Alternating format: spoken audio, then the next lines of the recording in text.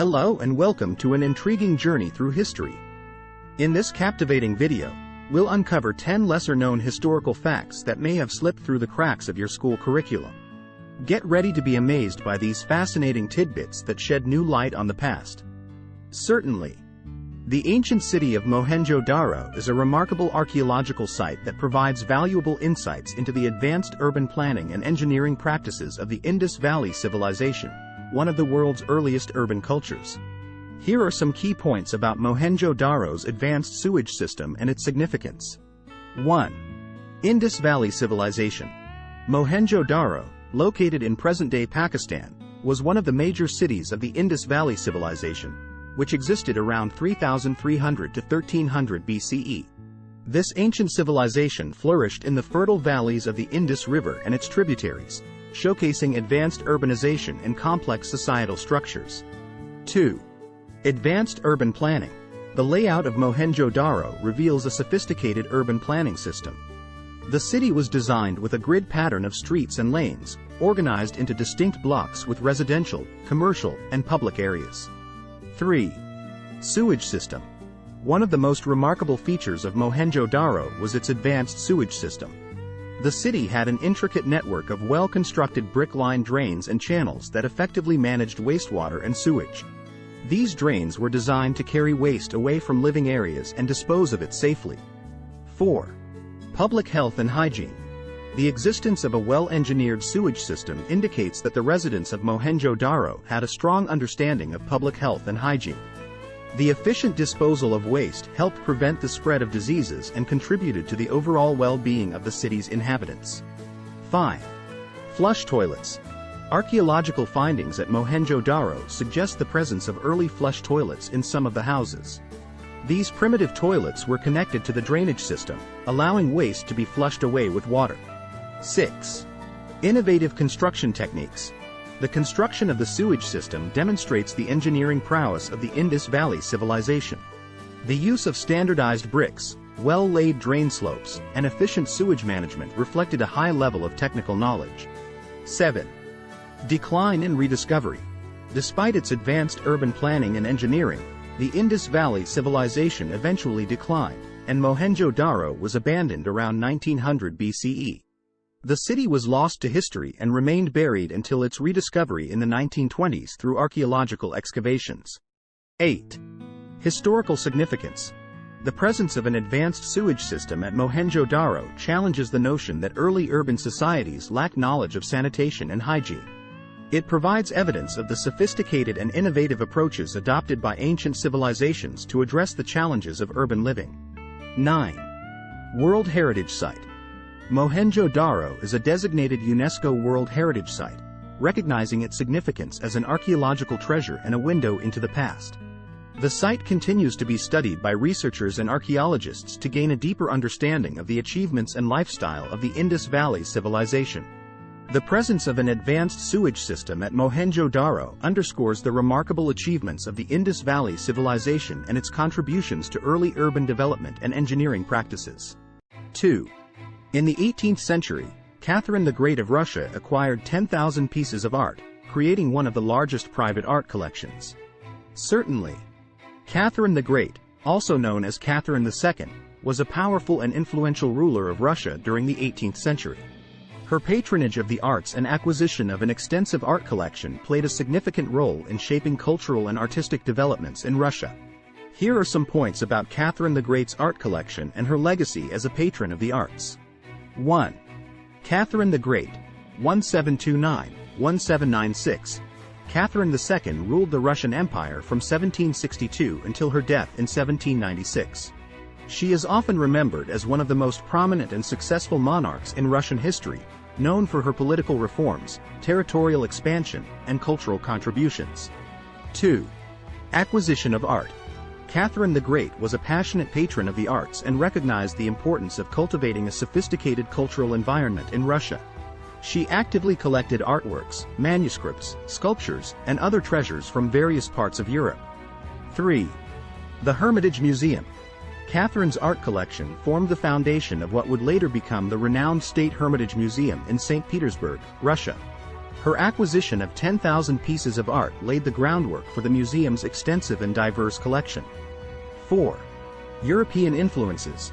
Catherine's collection showcased her appreciation for European art and culture.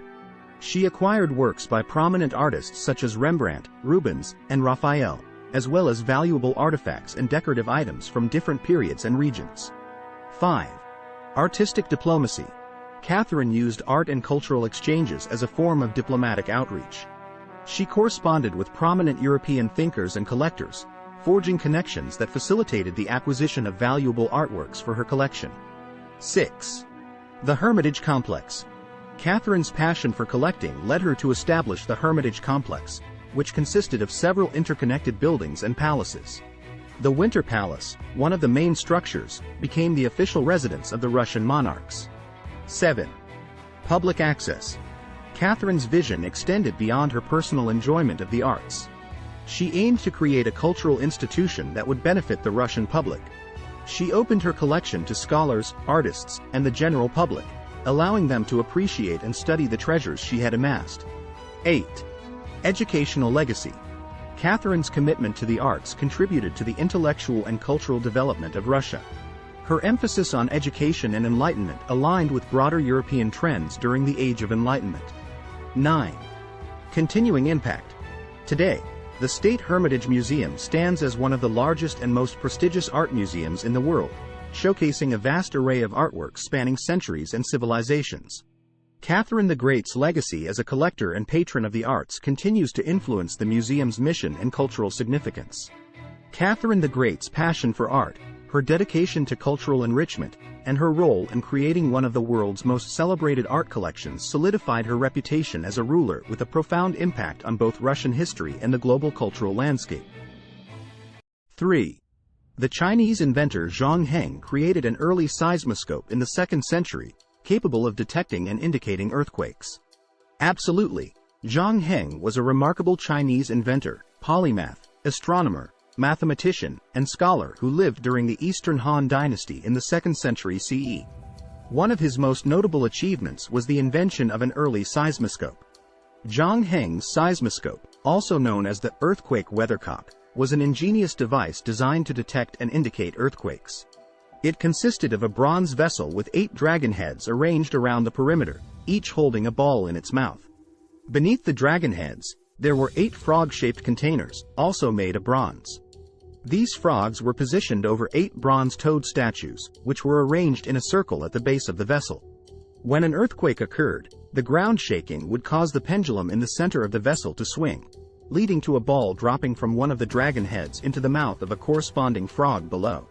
This would produce an audible sound, alerting observers to the earthquake. The direction in which the ball fell would indicate the direction of the seismic activity.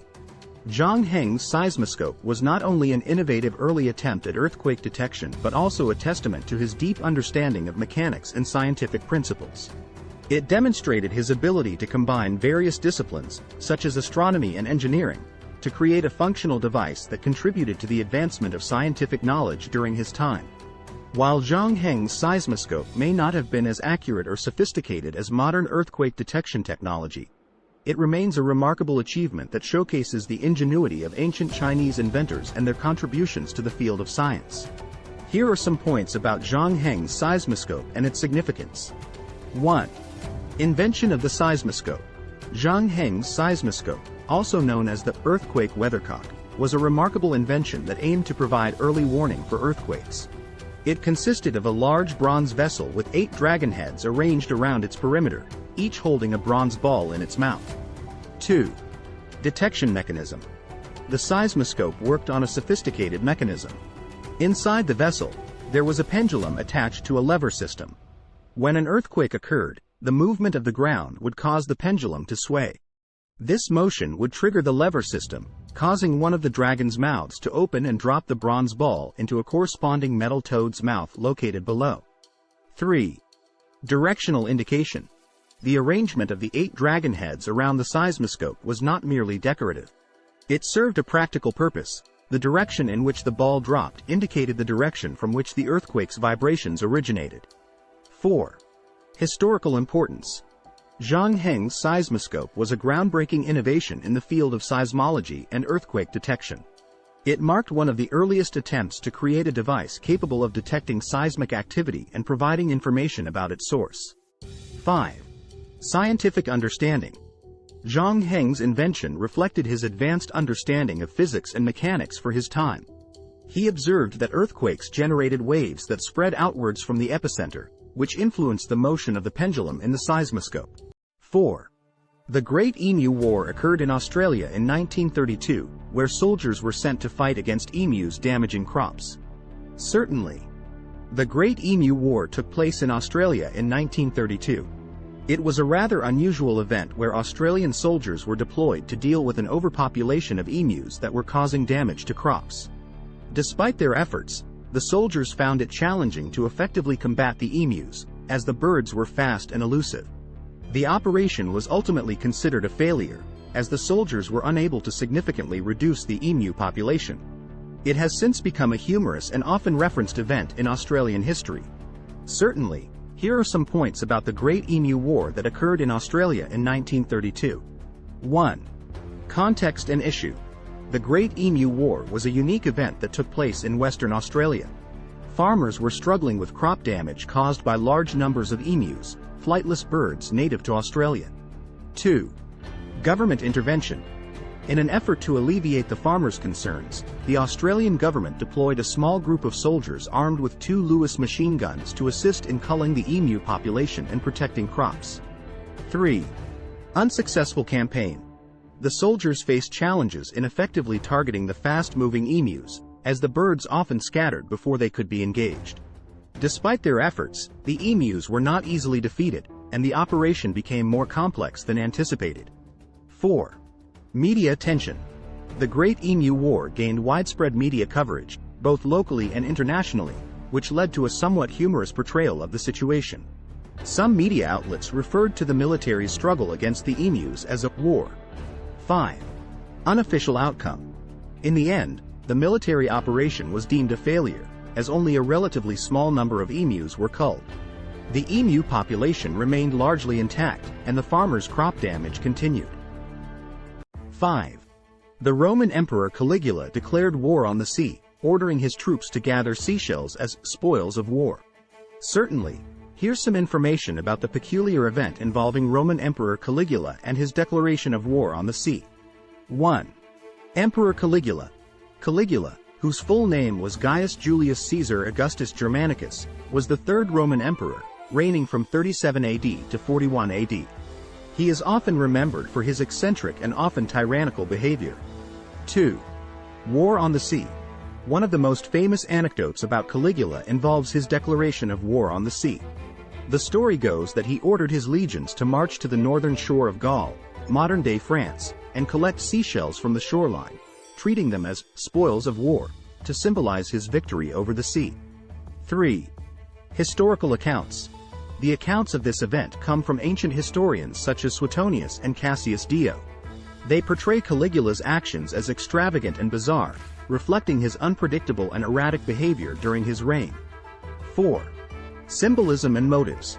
It's believed that Caligula's declaration of war on the sea was more about demonstrating his power and mocking traditional military victories than an actual intent to conquer nature. His rule was marked by an extravagant lifestyle, and he often indulged in grand displays of his authority. 5. Perception and legacy. The story of Caligula's war on the sea is often cited as an example of his eccentricity and capriciousness. It showcases the extent to which he was willing to go to assert his dominance and command, even if it meant engaging in absurd actions. 6. Historical interpretation. Some historians argue that the story might be exaggerated or misinterpreted.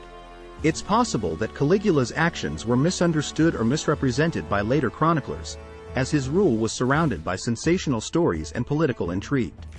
In today's video we discuss 5 facts about history, and another 5 facts we will be discuss in the next video of series. And don't forget to subscribe and hit that notification bell so you never missed any episode of the dark side of technology.